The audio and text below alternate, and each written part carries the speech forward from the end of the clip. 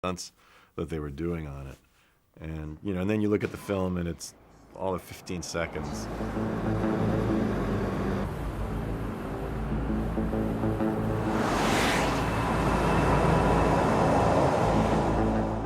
.285A, take 4 marker.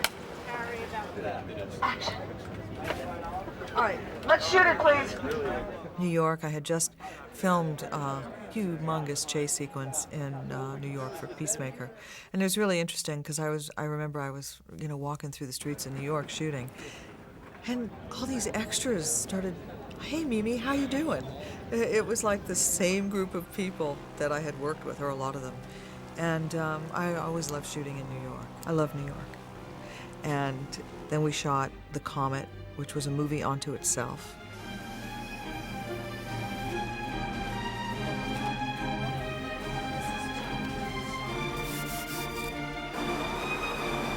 Tom, widen out, widen out.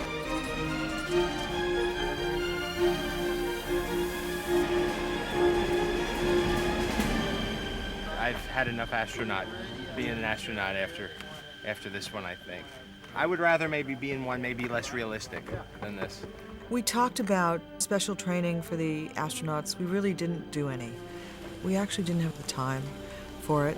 And so, you know, they sort of just jumped in, and it was a very tiresome, grueling experience for them because they were in these spacesuits where, you know, they couldn't go to the bathroom for hours. They were hanging off of wires. They were on a spaceship that was hanging off of wires. And we literally were hanging our actors. And off Peacemaker, where I've done some visual effects. But in this film, I was really jumping in to the deep end. A big part of my job is to be right there with Mimi all the time, you know, providing support and providing advice, and also helping her solve problems every minute of the day when they come up. I mean, we can take the top of the arch out. As the wave gets closer and closer, the, you know, flags blowing back, goes out of the frame. That would be wonderful. Tree squirrels landing everywhere. That's wonderful. And So we'll do a straight version like this. Yep. Then we'll just do... And there were always lots of questions for me. Well, what do you think you're going to need? And at times you don't know what you're going to need. I started showing different artwork to Mimi, like after a couple of weeks after we got involved with this movie. And I can't even tell you how many color variations. The palette that we went through was, you know, everything from green to blue to orange to red and everything. And we were designing that comet even as the shots were going into progress, because I would not like something, or Mimi would not like something, or as she cut in shots, it didn't work. And there was a point in time, I remember 3/4 of the way through our production, Dick Zanuck called up and he said, "You know, I think we've got to make this thing look meaner and make it look more fierce, even though we've been true to science." And I said, "You know, I couldn't agree with you more." So we started stripping away the vapor to show more of the rock and that sort of thing. And actually, one fellow that I've worked with a long time, Joel Aaron, he was working on the Comet at that time, and I said, "You know what, let's put in a really mean face in there." So there's actually a little face in there on the front of the Comet, and it's been kind of pulled away and sculpted away so that you could see a little bit more of that. It was truly a process. You couldn't start the movie thinking, knowing what you would end up with. You had an idea. You had a blueprint. If we have some storyboards that kind of represent each of the cuts, and Mimi likes that, then we're ready to do the next step, which is go into animatics, where we actually animate these. And we don't do it for every shot, but maybe certain shots and really important shots where it's a little bit hard to visually figure out. Sometimes the storyboard is very clear, and that's good.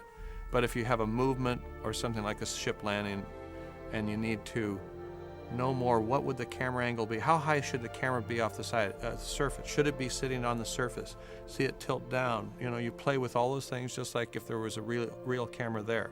And then we, once again, show that to Mimi, and she cuts it in, and they decide, is that the look that they want? And these are all steps that are supposed to save money so that you arrive at what the idea will be sooner rather than later, because it's a lot more expensive to change the shot later. And, you know, as there were budget restrictions, you would lose visual effects and try and do it practically. And Les Dilly, our production designer, built this Comet that took over the entire stage of Stage 15 at Paramount. And I was filming one aspect of the show, of the movie, And he brought me over at lunch to Paramount to look at the beginning stages, and it was all built out of some sort of styrofoam. And it looked so silly.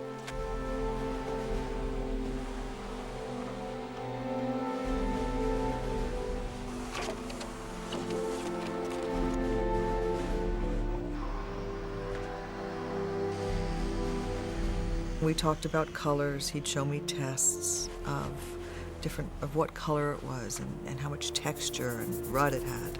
And in the process of building the comet, he would bring over the cameraman so that the cameraman could build in light sources so that the shadows could be played a certain way.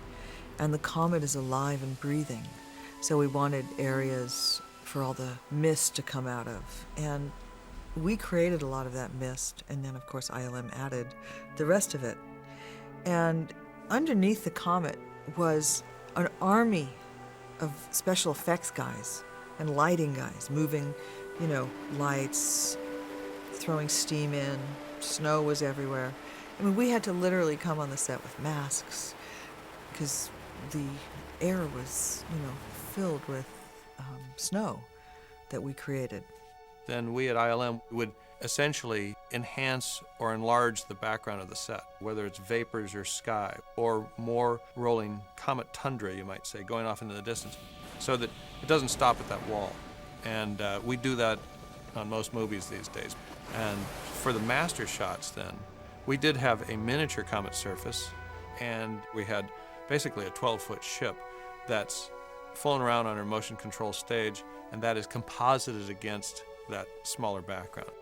Well, the Messiah was a spaceship that Les and I talked about what it looked like, and then he drew it up, presented it to me, and we played with it, and then we handed it over to ILM, and they built miniatures, and then Les built a set for me. And what's great about building your sets is that you can really design your shots. And I had a lot of shots in mind that I would tell Les, I want to start in this hole and come down and come all the way down into this area here. So a lot of the set was designed for specific shots, and then it just falls together. And there was, the attention to detail was, nothing was left undone.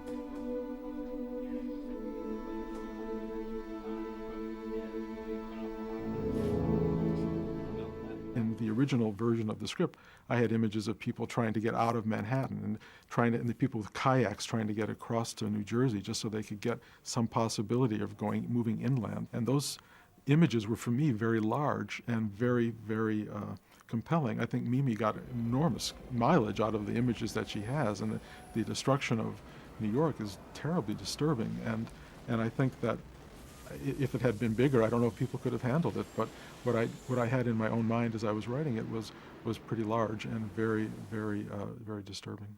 I had a more elaborate set of stunts going on in the wave, which I think would have taken away from the horror of it, because I wanted to have whales, steamships.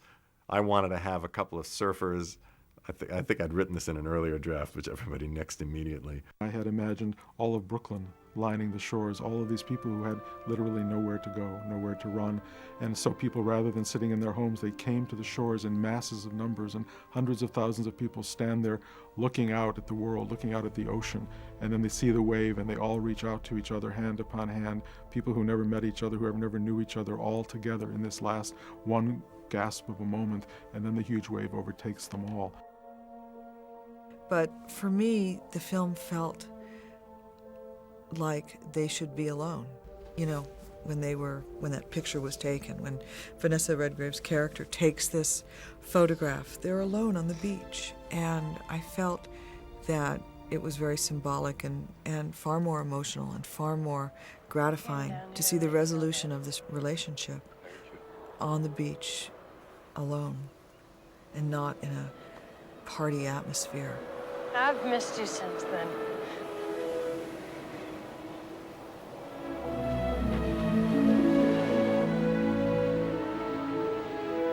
I missed you too. Then we had to produce the sad image of the giant wave coming in from the background and add that into the landscape. So And we had to design the wave. Is it bluish? Is it greenish? How much foam does it have? How fast is it? And so these were really great discussions we had. We developed the character of the wave. I wanted so badly to be able to go out and shoot some water, but there was no way, because just a very rudimentary test showed that there's no way it would fit in. So everything that we did was a created wave using really difficult programming. We had people working on trying to create software for close to 7 months. And I remember there's a shot also when the water pulls back off the sand. Chris Townsend, a CG artist, he worked on that shot close to 5 months. And this was all new territory long before Perfect Storm came along, and we were kind of a stepping stone in the progression of films that were going to be doing more and more computer graphics water.